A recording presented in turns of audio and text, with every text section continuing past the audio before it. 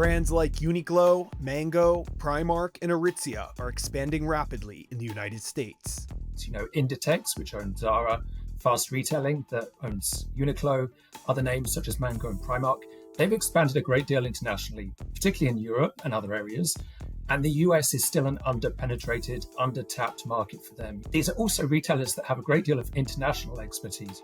From 2018 to 2023, there were nearly 19,000 US store openings. About 30% of those were foreign-owned companies.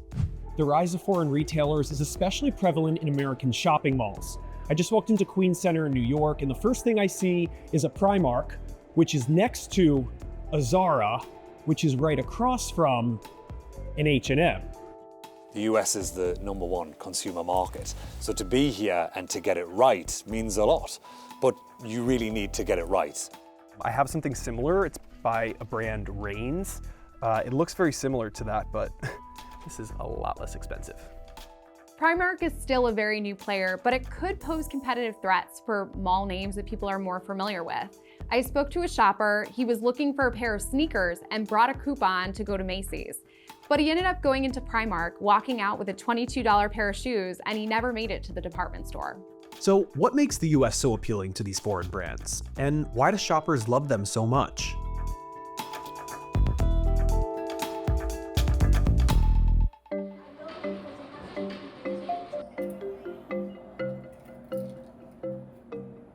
Primark opened its first store in Dublin back in 1969, where it is known as Pennies, a nod to the store's distinguishingly low prices. The Irish discount retailer has grown its presence in the United States to 29 stores. If you spend time in the Ireland, our home market, or the UK, where we've been since the early 1970s, Primark is an absolute household name. We still have growth opportunities in Europe, but of course some of our countries, are certainly at a maturity point. The US is over 330 million consumers, and what we saw very quickly was a customer base that was responding incredibly well. Primark has no e-commerce business in the US, and it relies on large brick and mortar stores, like this one in Queens, New York, which is 37,000 square feet of retail space. One of the reasons why Primark has been slow to expand online is because e-commerce is very expensive. It's a lot cheaper to have shoppers come to the store and take home what they buy. And so to keep margins up and prices low, their business model depends on being very efficient. But Primark is just one name amongst many focused on US growth. Spanish retailer Mango and Canadian fashion brand Aritzia both made a splash in 2024. Mango grew its US sales by 10% and announced a $70 million expansion plan. Aritzia's stock price has soared over the past year as it grew US revenue by 9% in fiscal 2024. While these brands are currently in the midst of expansion, H&M laid the groundwork years ago for many of these names now taking on the US market. H&M was really a trailblazer. It opened its first store about 25 years ago on New York's Fifth Avenue, and since then it's become a bit of a mall staple. It has about 500 stores across the country, and it's become a household name similar to a Gap or an Old Navy.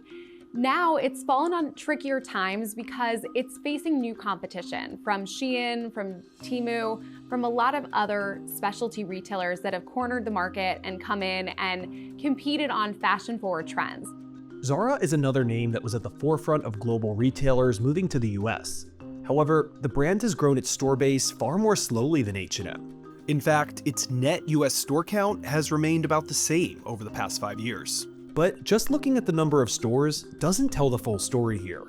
They'll be expanding into these bigger flagship locations, and then those smaller stores that were existing in a given city, they might be actually closing them. Net, you still end up with more space, and net, the density of that space continues to increase every year. I think what's interesting about a lot of these apparel retailers moving into the US is that they have something very distinctive, whether it's Inditex, which owns Zara with fast fashion, whether it's Mango with its kind of European style, Primark with its mix of ultra low prices and fast fashion, and Uniqlo, which has a focus on functional products, technical development. They all have something pretty distinctive, which I think gives them an advantage over kind of mid-range, undifferentiated apparel retailers. More than 50% of Primark's offering is basics. Think t-shirts, underwear, socks, stuff that isn't going out of style. H&M is more fashion-focused, but similarly manufactures products far in advance, in mainly China and Bangladesh, relying on its designers to predict trends and styles long before they hit stores. Rather than trying to predict trends, Zara, on the other hand, responds to them, operating under a traditional fast fashion model. Therefore, Zara is less reliant on manufacturing in Asia than some of its peers. About half of its production is done through nearshoring. All that means is the company produces things close to where it sells them. Inditex is based in Spain, and nearly 40% of its factories are based in Europe. It's therefore able to quickly stock product in the continent. But to get clothing on US shelves, while it's still in style, requires a different approach. Often a lot of the US product needs to be flown out there rather than shipped, right, to get there quickly enough. But that is very expensive. Air freight is much more expensive than sending something on a ship.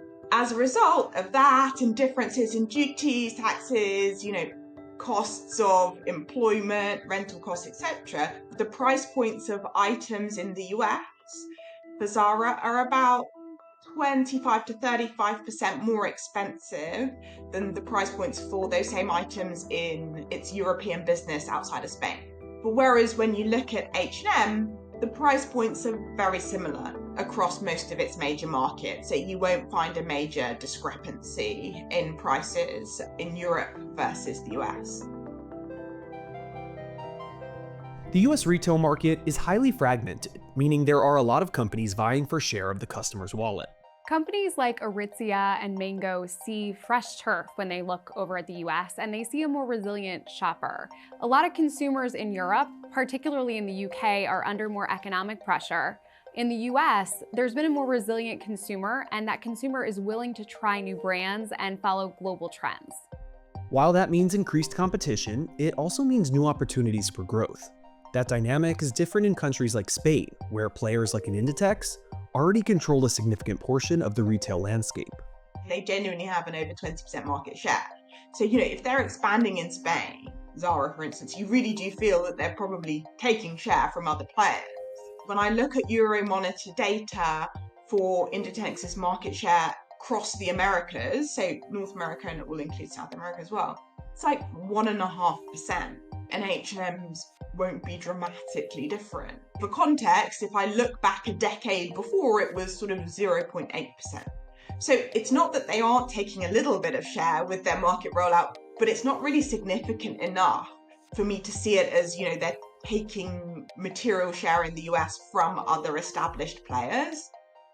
One of the opportunities that these companies have seen in the US is that department stores have weakened. This is not a news story, but as Macy's closes about 150 of its namesake stores, not only is that leaving a big box in malls that in some cases Primark could move into, but it's also leaving some market share on the table that's free for the taking. Another dynamic that could be appealing is the decline of baby and children's stores. Babies R Us and Bye Bye Baby, which is owned by Bed Bath & Beyond, both went out of business, and that means that Primark sees opportunity to grow its baby and children's market, which it's been doing at many of its stores. Athleisure is really big right now, with brands like Lululemon, Viore, Alo really taking off. This is Primark's answer to that, the $7 workout t-shirt. We've been able to influence back on that global Primark product range to include more leisure wear as we've continued to grow over the US. We are about 5% of Primark's global sales today, so still relatively small in comparison to the other 16 countries in Europe. But actually, because of that growth, we're now able to shape more of the product range to suit the US consumer. Social media has allowed brands with even a relatively small number of physical stores to flourish in the US. A Forrester retail survey found that 63% of consumers under 25 and 57% of those between 25 and 34 discover products or brands on social media at least weekly. Take the Uniqlo shoulder bag, for example. I am serious, it's so nice. Or the Aritzia Super Puff. It is the warmest jacket I've ever worn. Both companies cited social media virality as driving growth for these products in 2023. But one viral product does not keep a brand afloat. What it does create is brand awareness, which these companies can capitalize on by continuing to stay on top of trends.